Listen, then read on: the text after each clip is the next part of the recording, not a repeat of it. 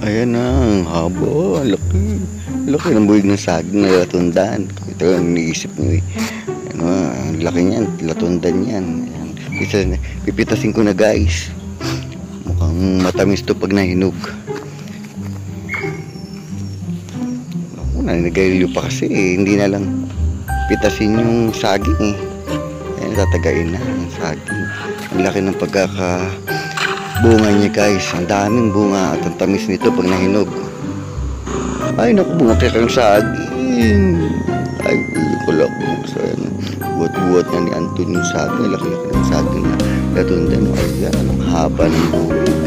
Kapag kanina meron akong nakita kamukha ni Piolo Pascual na kapag inuman sa akin, namitas din ang saging. Ang laki ng saging ni Piolo Pascual. Yung sabang saging na pinitas niya. Ayan, ang haba. Buwig ng saging na latundan. Ayan, dami niya. No? Ayan.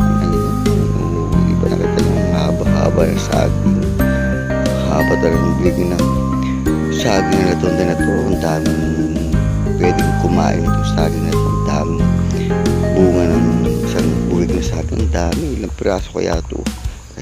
Ayan, sabi ko, ang laki ng saging, laki ng saging na pitan ni Piolo Pascual. Ayan, umiinom, ayaw pakiting alak. Ayan, tatagay na kamukha ni Piolo Pascual. Kala ko nga, si Piolo Pascual yung nakita ko namimitas doon sa kabilang ibayo. Yung pala si Lorenzo lang pala. Ayan, umiinom na siya. Ayan, may dala pa pala siyang kala ko kalabaw.